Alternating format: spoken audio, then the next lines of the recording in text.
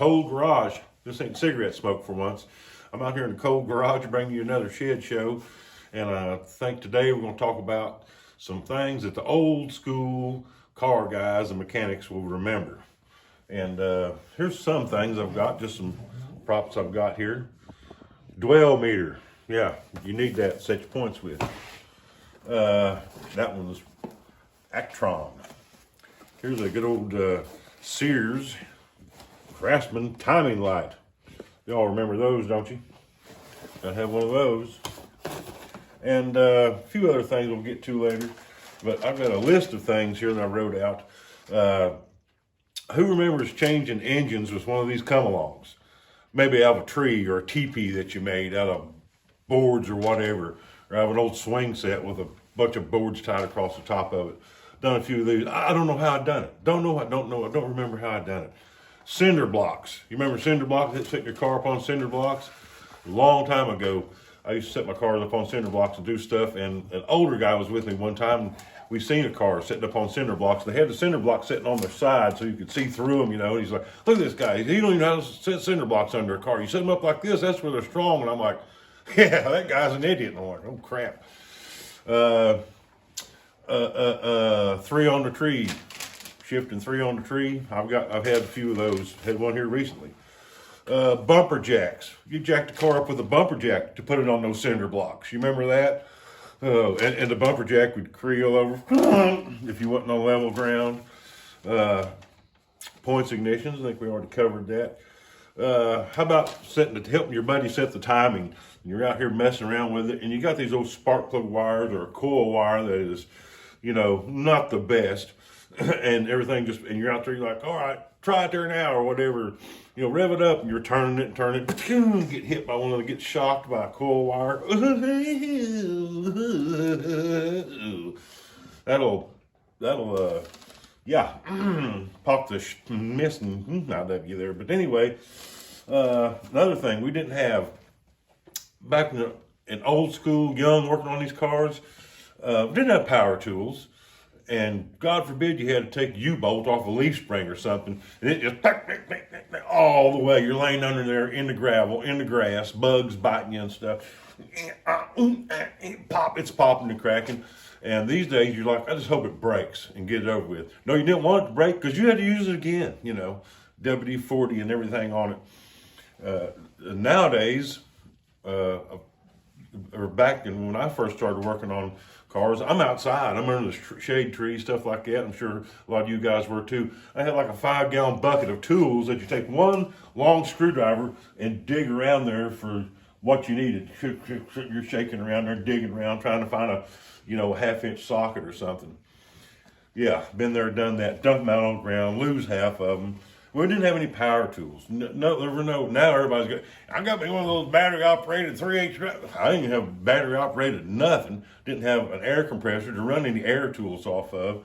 And if you had to drill something, you had to run an extension cord out there and use one of these 3H drills from Montgomery Ward. Got it right here in a box. These aren't just empty boxes. Right there it is. Yeah. And that's just a 3/8, so you didn't get up to 1/2 inch, which you probably wouldn't do a 1/2 inch anyway.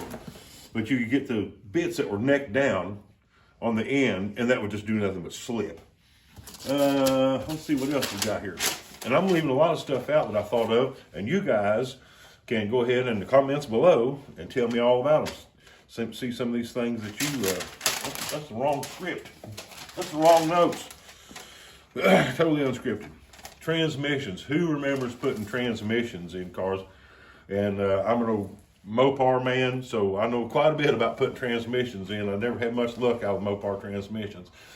And I think at one time I was able to put one in by myself. And that's, you wrestle it around, get it on top of you, and push it up in there. And the Mopar's got long tail shafts, so you can get that tail shaft in between your knees and try to get it leveled up and get it up there and get your shoulder up there and try to get a bolt started in it.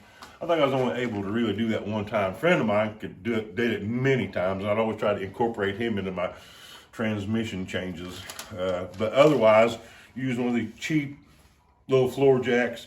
You're jacking it up, you got boards, and it's falling off. And What else we got here?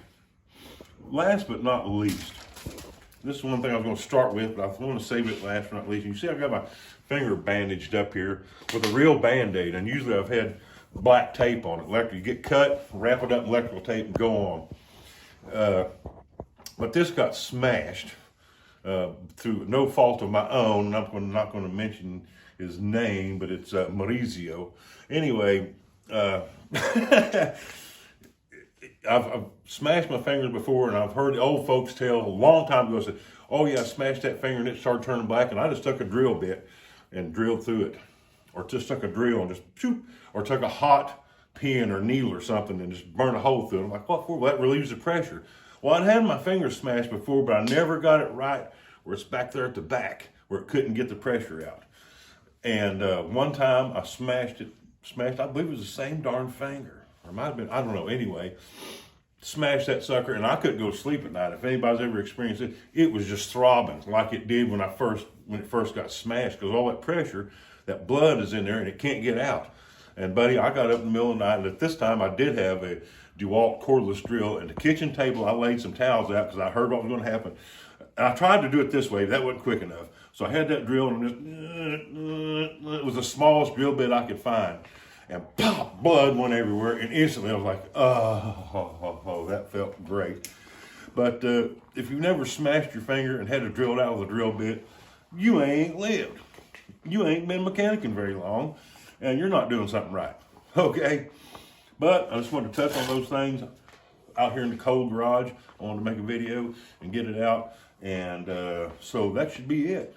Again, thanks for everybody who watches and comments, and subscribe, and do other things. Wait a minute. What else was I going to say? Oh, yeah. See you next time on The Shed Show.